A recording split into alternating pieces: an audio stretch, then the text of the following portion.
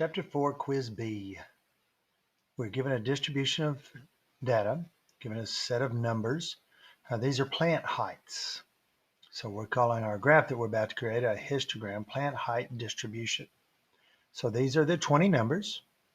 And I've taken those 20 numbers and I've gone into Stat. Go into Stat. We have Stat Edit, which allows us to do things with our list. We have Stat Calc, which is calculate, which allows us to find various equations and information about our data. And we have tests, which will take place in November, December, January, and February for us before we get ready for the exam. And so I'm going to edit. So I'm highlighting one. I can press the number one. I can press the number one. I can press enter. Doesn't really matter. I'm going to press 1 just for a little bit of change of pace. Now you can see I've got all kinds of numbers in my list. I put all of these into L6, this one here. I simply went to the first number. It was 49. I typed 49. It appears here at the bottom of the screen. Press enter. And then I type in 67, enter, and all the other numbers that I've put in. And I've done all that. And once you get to the bottom of your list, there are 20 numbers here. So if you'll look, I had 32 there. I typed 32. And then the bottom, there's nothing there, and it tells me 21. Well, I know there's 20 numbers, so there's 20 numbers above the 21st blank. That kind of makes sense. So everything's good so far. So now we're going to create a histogram. All right, I'm going to second mode, clear my screen, and we're going to start all over.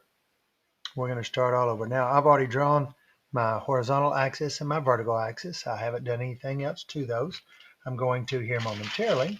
Let me move this book out of the way so I can move this over. Okay. So now that I've got that, I'm going to create a histogram on the calculator first. So second y equals, okay? Second y equals takes me to what's called stat plots. And if you'll notice, I'm going to press 4 and I'm going to turn all my plots off just because I want to start from scratch on this. So plots off. You don't have to do that. It just helped me with what we're about to do. So I enter. And then if you'll notice, off is highlighted. My cursor is on. Now it's on the off. It's flashing. It's on. And I want to turn it on. So I press enter. Press the enter button. And we now have the graph is turned on. So I press graph. Ooh, isn't that cool? But there's a reason for all that. So I'm going to go back to this real quick. So we're on type. This is a scattered plot. This is a connected dot scatter plot, which we don't want to use. This is a histogram, which we're going to use. These are both box plots, and I don't remember what this one's called, so it's no big deal. So notice I'm going to go back here and I'm going to highlight my scatter plot. When I highlight my scatter plot, it wants an X list and a Y list. It wants 2 different lists of numbers. Well, we've only got 1 list of numbers that we're dealing with. So I'm going to press enter. We're going to highlight the histogram. Now, again, I'm going to go back and look. I've got all these numbers here. And the question is, which set of data do I want to use? Well, I know that I've put these in L6. So my X list then is L6. To get L6, if you'll notice here on the calculator, above all the 1, 2, 3, 4, 5, 6, there's an L1, L2, L3. Those are my list. So I would press second 6 to put a 6 there. If my list was in L1, I would press second 1. But they're in 6. Whoops. If I do have too many lists there, DEL stands for delete. I can press delete, and that one's gone. Don't worry about frequency. And here we have our color. We could use a variety of colors here. And for this one, I'm going to go navy. Go navy. All right, so that's turned on.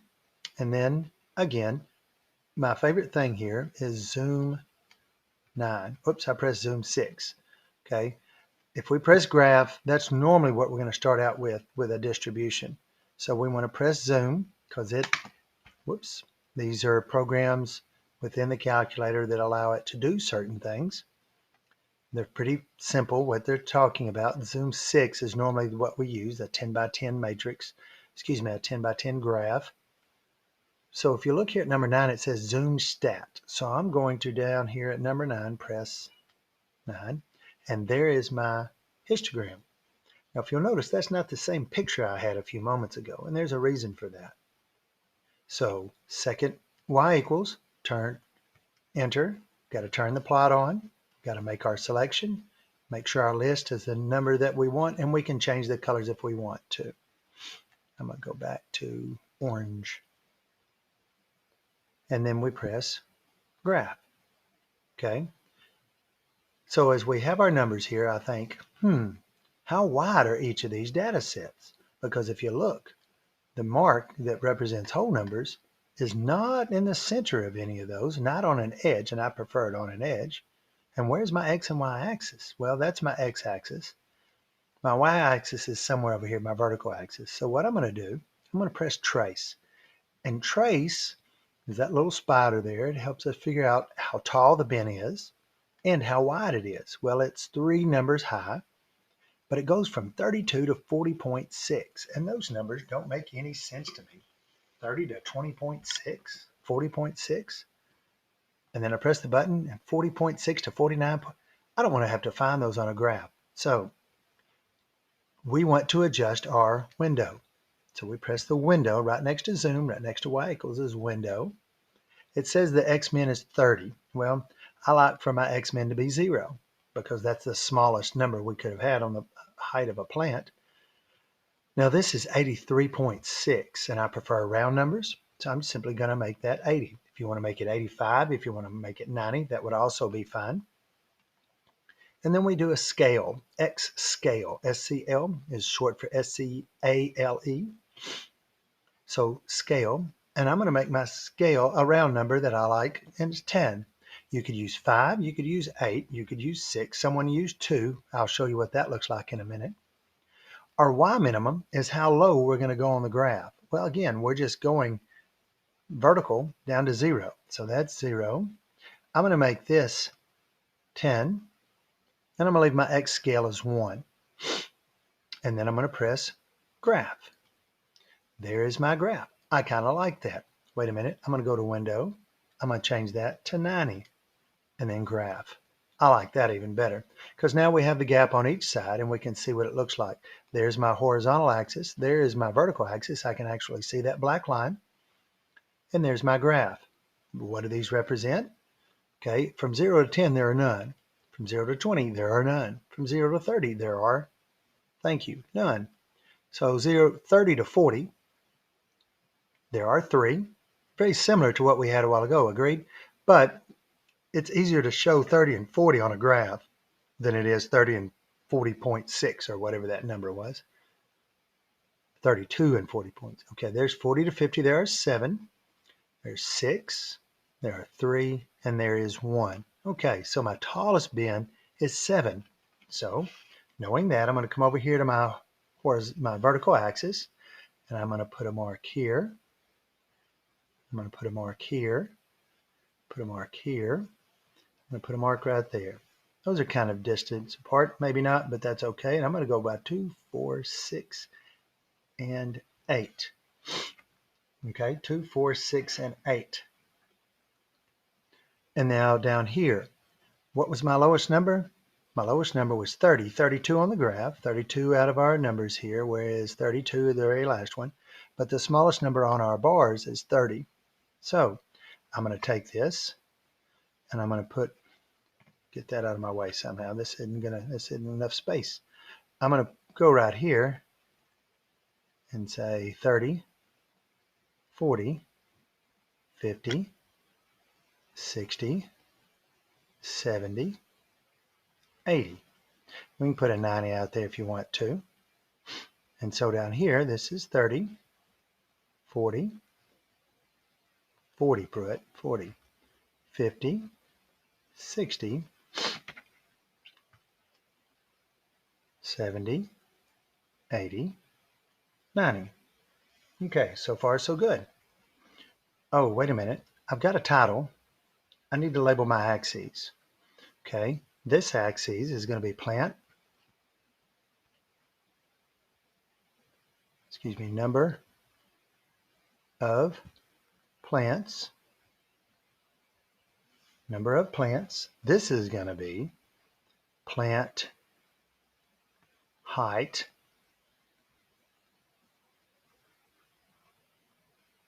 and then I don't remember if this was inches. I think it was centimeters. Yeah, I know it was centimeters, but I'm just, well, okay, I'll stay true to course here. Sorry. This is going to be centimeters. Okay, so again, I'm looking at my graph. Oh, they go by tens. There's a gap of 30 right there. How do I show that we've covered a lot of space, short space, but a lot of numbers? There's a little symbol that we're going to put in here. I have no idea what that symbol is called. I've seen it written various ways, but that little symbol right there means we're skipping a lot between 0 and 30. Okay, we've skipped a lot between 0 and 30. That's pretty important. Okay, so I'm going to come up here to about 3. Draw a horizontal axis, draw this down, draw this down.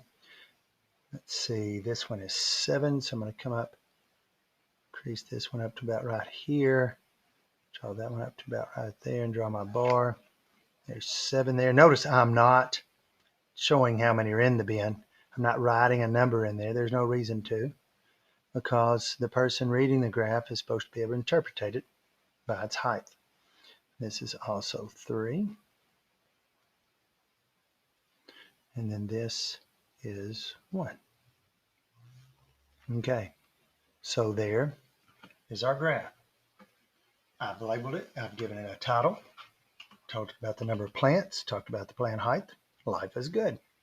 Okay, our next part asks us, here, if you press the second mode button, second mode, right above mode it says quit, it quits all that. It wants the mean and standard deviation of our data set. Now that's simple enough. If you remember earlier, we go to calculate. Calculate helps us find everything. The mean is also called the average. And for our problem, it's represented by X bar. So we're doing, go to stat calc, stat, over to calc. And the very first thing is one variable stats. We have one set of data. So I press 1. Now this says L5, but what do I want it to be? Do you remember? Whoops. If you remember, it was an L6. So we want that to be L6. So second, 6. Frequency doesn't matter. We just want it to calculate. And there we go. Okay, our mean X bar is 51. We have our 2 standard deviations here. The S is our sample standard deviation, 10.6. So our mean is 51 centimeters. And our sample standard deviation, that's an S, not a 5. Maybe that'll help, I don't know, is 10.6 centimeters. Okay, I hope that's helping.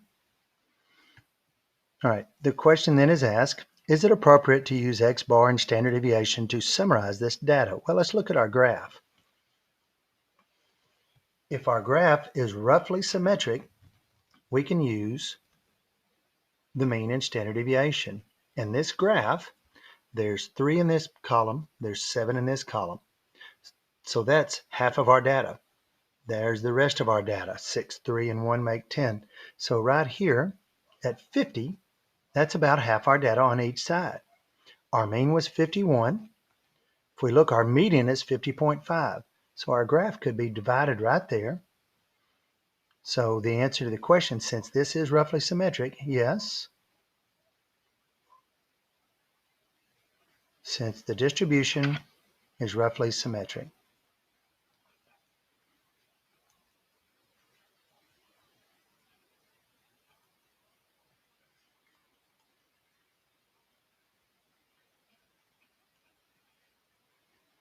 Since our graph can pretty much be cut in half. Now it's not exactly, in statistics, ladies and guys, symmetric doesn't mean exactly cut in half. And in statistics, it means, it's pretty close. These 2 bars equal those 3 bars. They're all right there grouped close together. Our range is only 50 on our graph, which really it's less than that because the max was 75, that's 32, so that's really a difference of 43. So they're grouped pretty close together. Okay, so now we're going to describe the association of the graph. I'm going to go back to this graph because I can see it so well. And I'm going to say we're going to do what's called CUSS. Okay, we're going to say the center, that's what the C stands for. The center is about 51 centimeters. U is unusual. Look at our graph, everything's grouped there together. There is nothing unusual. My dogs are excited about something outside.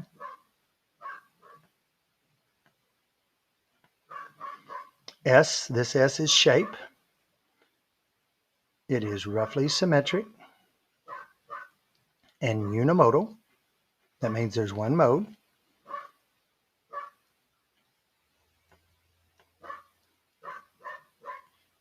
Roughly symmetric and unimodal means one mode. And this S is spread. And we're going to say the range is 75 centimeters minus 32 centimeters, 43 centimeters. Okay? And there we go. So we've done all that. We've talked about how to put numbers into the calculator, created the histogram, found the mean standard deviation. Because it's roughly symmetric, we can use the mean and standard deviation. We describe the association that the center is about 51. There's nothing unusual. It's roughly symmetric and unimodal. That's its shape. And then the spread is the range.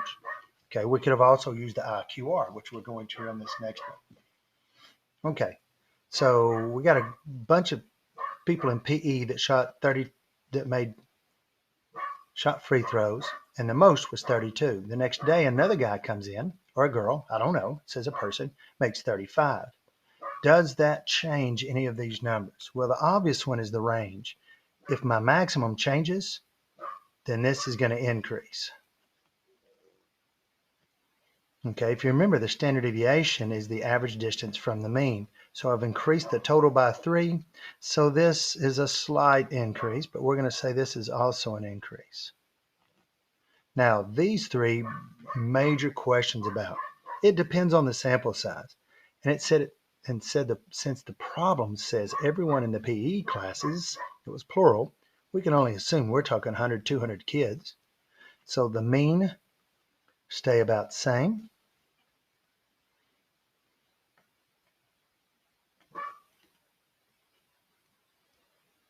And if the mean stays the same, it's going to be the same with the median, the middle number. It's probably going to stay about the same because you have a ton of kids all making the same numbers there. And the IQR, that's the distance between the third and first quartile, that will stay about the same.